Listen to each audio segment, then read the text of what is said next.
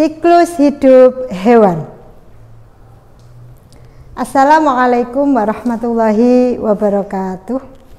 Alhamdulillah anak-anak, kita berjumpa lagi di Senin yang ceria ini dalam pembelajaran tematik IPA. Setelah kemarin kita awal pertemuan dengan mendapatkan tugas untuk membaca.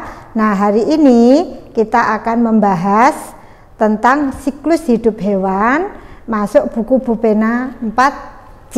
Nggih. Baik, sebelum kita mulai pembelajaran hari ini, kalian persiapkan dulu bukunya. Buku Bupena 4C, kemudian buku tulisnya nanti untuk mencatat hal-hal yang penting, karena tidak semua yang Bu Rina terangkan itu ada di buku. Jadi kalian nanti harus pinter-pinter mengambil hal-hal yang penting untuk dicatat di buku tulis masing-masing. Oke ya, siap nggih? Baik anak-anak, siklus hidup hewan kita mulai. Kalian bisa juga membuka sebelum Bu Rina membahas. Nih, kalian bisa juga membuka halaman 5. Nih, ada mengamati siklus hidup makhluk hidup. Di sini ada yang gambarnya kucing. Nah, anak-anak, masuk nggih siklus hidup hewan. Apa yang dimaksud dengan siklus hidup? Nah, siklus hidup adalah tahapan-tahapan yang harus dilalui oleh makhluk hidup. Kalau siklus hidup hewan berarti tahapan-tahapan kehidupan yang dilalui oleh hewan tersebut. Kalau manusia berarti siklus hidup manusia itu dari tahapannya mulai dari bayi, kemudian nanti balita, kemudian nanti anak-anak, kemudian nanti remaja, dewasa, bahkan sampai tua. Itu kalau siklus hidup manusia. Tapi kalau hewan berarti tahapan-tahapan yang harus dilalui selama masa dia hidup. Nah, siklus hidup hewan ini nanti akan terbagi menjadi dua. Anak-anak ya, terbagi menjadi dua. Yang pertama adalah siklus hidupnya itu mengalami atau melalui metamorfosis. Metamorfosis. Ini nanti Bu Rina terangkan dulu, nanti baru kita melihat ke buku. Itu ya. Metamorfosis adalah perubahan bentuk dari suatu hewan ya, itu selama proses kehidupan dia. Jadi perubahan bentuk suatu hewan selama kehidupan dia. Nah, metamorfosis ini nanti terbagi menjadi dua lagi. Ada metamorfosis sempurna dan ada metamorfosis tidak sempurna. Maksudnya perubahan bentuk itu gimana, Bu?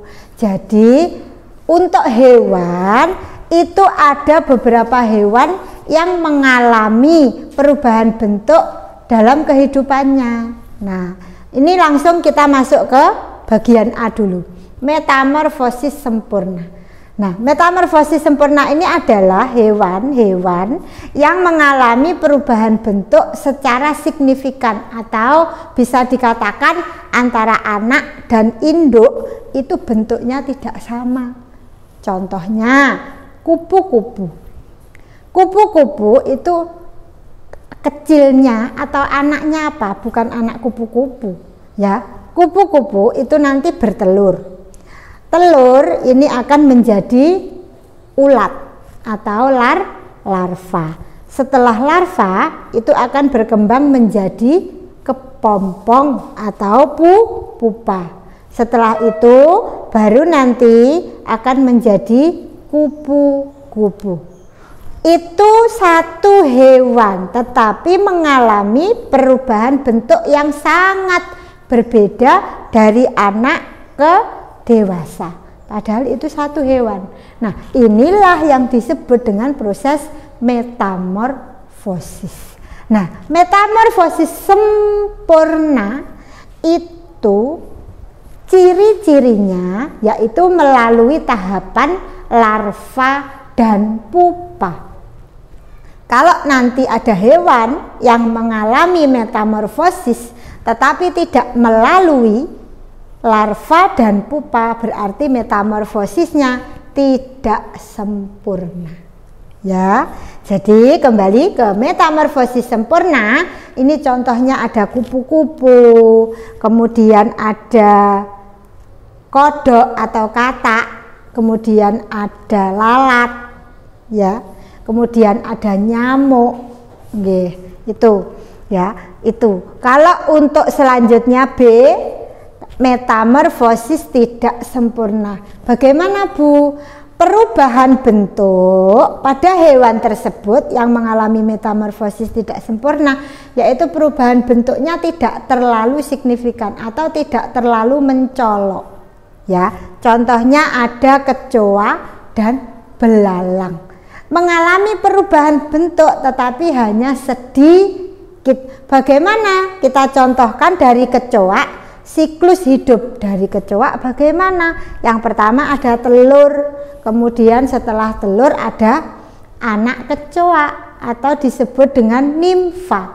Nimfa adalah bentuk dari kecoa yang sudah sempurna tetapi masih kecil, belum mengalami perkembangan atau pertumbuhan. Setelah nimfa itu akan menjadi kecoa dewasa.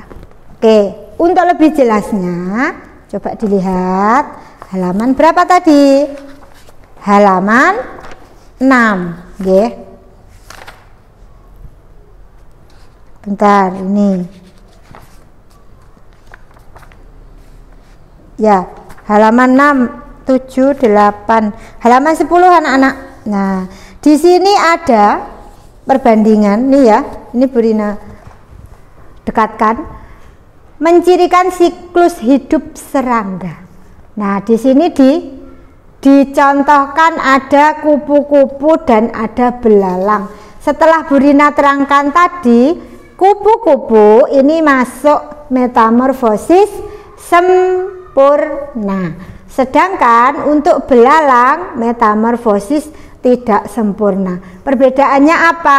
Kalau metamorfosis sempurna itu melalui tahapan larva. Kalau di sini larvanya adalah ulat. Terus melalui tahapan pupa. Kalau di sini kepompong. Nah, ini berarti metamorfosisnya sempurna. Nah, kalau belalang metamorfosisnya tidak sempurna. Kenapa? Karena tidak melalui tahapan larva dan pupa. Perubahannya hanya sedikit sekali. Ada telur, kemudian nanti nimfa, setelah nimfa belalang dewasa. Itu metamorfosis tidak sempurna. Sekarang Bu Rina ambil contoh satu yang namanya lalat. Lalat itu bagaimana daur hidupnya atau siklus hidupnya? Nah, kalau lalat masuk metamorfosis sempurna. Coba dari apa? Pertama telur. Setelah telur akan menjadi apa anak-anak? Uget-uget. Kalian tahu uget-uget? Nah, yang biasanya ada di tempat sampah, terus kayak lalat, kayak ular tapi kecil, warnanya putih. Nah, itu sebenarnya adalah larvanya dari lalat.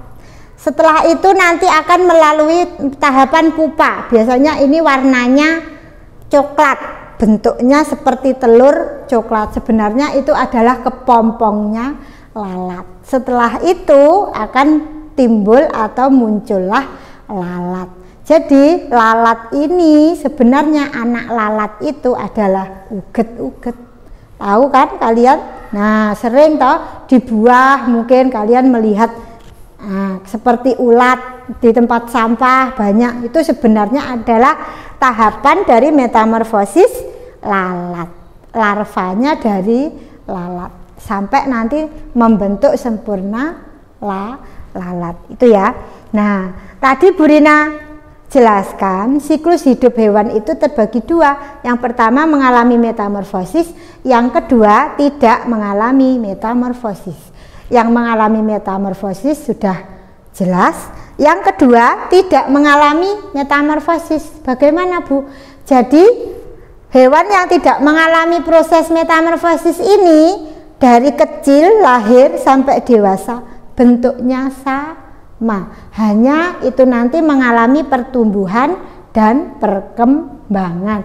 Contohnya kucing, ayam, kambing, gajah, ya, hewan-hewan berkaki 4 itu semuanya metamorfosis, tidak mengalami metamorfosis. Kenapa? Karena dari bayi sampai tua itu bentuknya sama, hanya mengalami pertumbuhan. Dah, anak-anak paham nggih perbedaan antara hewan yang mengalami metamorfosis dan tidak, ya. Mungkin itu saja untuk materi kita hari ini. Garis bawahnya, siklus hewan terbagi 2, mengalami metamorfosis dan tidak. Untuk yang mengalami metamorfosis terbagi menjadi 2, sempurna dan tidak sempurna. Oke, nanti tugasnya akan Bu Rina tulis di WA. Pun kita ketemu lagi minggu depan. Akhirul kalam, wassalamualaikum warahmatullahi wabarakatuh.